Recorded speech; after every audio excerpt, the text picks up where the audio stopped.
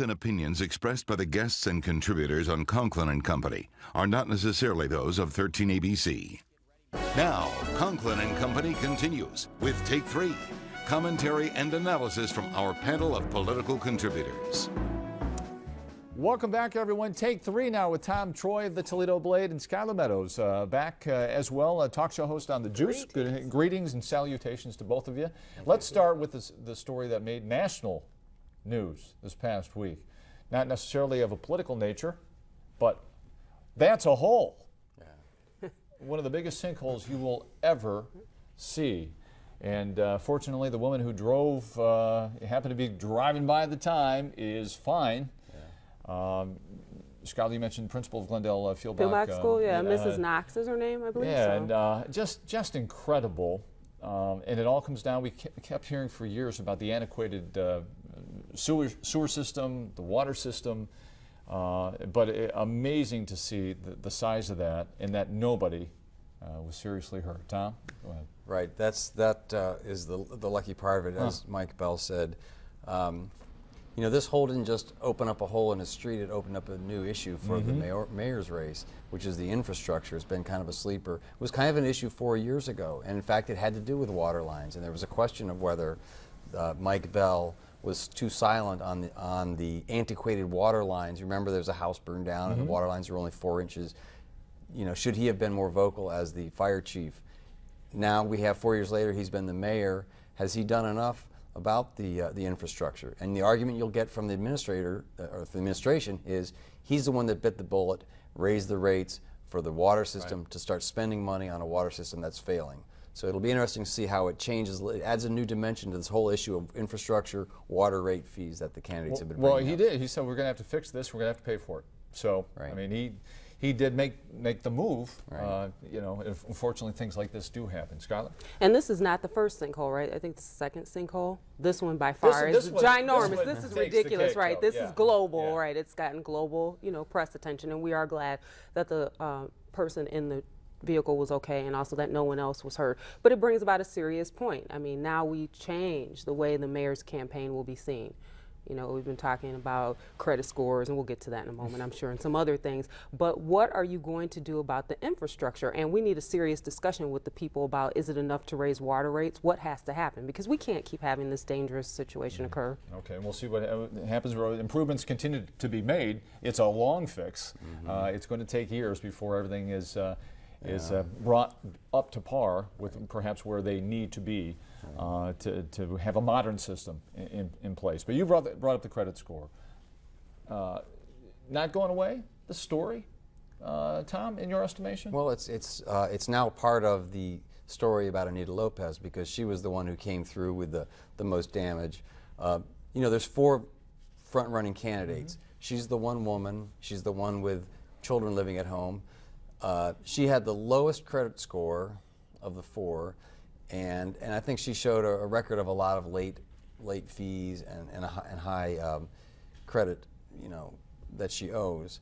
So that didn't look good. She's the county auditor. There's some expectation that she's going to be that's going to be one of her strengths, and here it turns out it's not so much. She justified it by her situation. She's raising boys. She wants to live in a safe neighborhood. She's paying off her college debt still, first in her family to go to college, and she's taken in her aging mother and father. So compassion. Making renovations so her father can get around. You know, renovating the bathroom. I understand, right? So, bottom line though, she turned this into.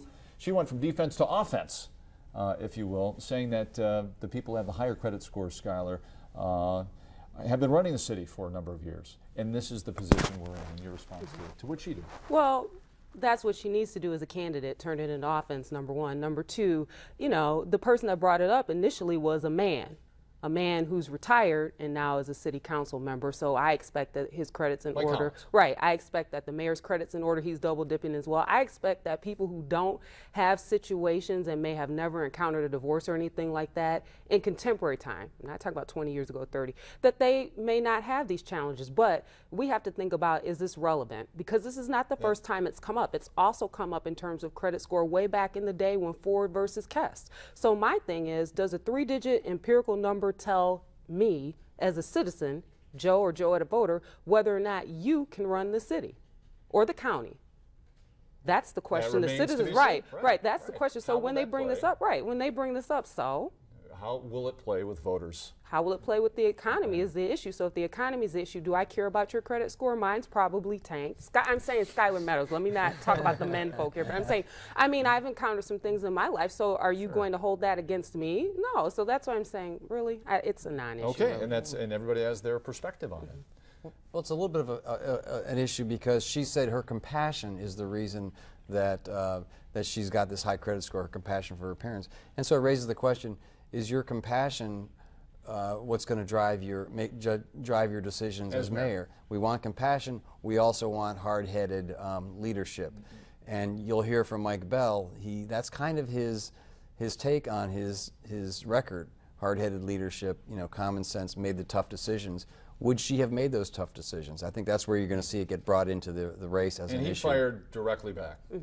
He always does. And did not pull any punches. Let's talk about the economy as it relates to jobs. This past Friday, 195,000 new jobs, jobs created in the month of June, higher than expected, but the unemployment rate stays at 7.6% nationally. And let's bring it back home now to the Toledo mayor's race. And while you can talk about credit scores, and if somebody has a greener lawn or what have you, but it all does come down to jobs and where we are, where we've been, where we're going. Skylar? Well, at the county level, we are at 8.0% unemployment, and those numbers are from May from Job and Family Services. They'll release new numbers around mid-July. So we're still, 0.4 above the national average of 7.6, which was released at the end of this past week. So the question is, what mayoral candidate's going to bring jobs, and specifically what jobs to Toledo? Are these well-paying jobs that you're thinking of, or are these minimum wage wagon jobs? Mike Bell would say we're a whole lot better off now than where we were when he took office. Something that he can take credit for, Tom, or should? Well, his opponents, Anita Lopez, Joe McNamara, D. Michael Collins, are hitting him on the jobs issue, and they're saying he hasn't done enough for jobs. Now, the job situation has improved in Toledo, and the employment situation has improved, and that's seen simply by the fact that income tax revenues have risen. So there has obviously been some build back in the employment, but is it enough? And it would seem like that's the question for Mike Bell, is what have you done to really do better than the average national economy is taking us? What have you done to jump us ahead, to put us in a critical state above what's going on in the national economy? Skylar? I just wanted to say, from a standpoint of the citizens, though, if I'm Joe at a voter, I'm going to ask, all of the other major opponents have been in elected office and have the power to help bring jobs. What have you done for job creation? So, I'm not Mayor Bell's strategist by any stretch, but I'm just saying there's going to be pushback either way, and I think the people are going to take a critical look, because we are definitely at a critical time in our county and our city. And we're going to start to see things really heat up now. Post July 4th, the push to September, top two get in. Tom, go ahead. Well, what you're going to see is, hopefully we'll see some specifics as this race goes on.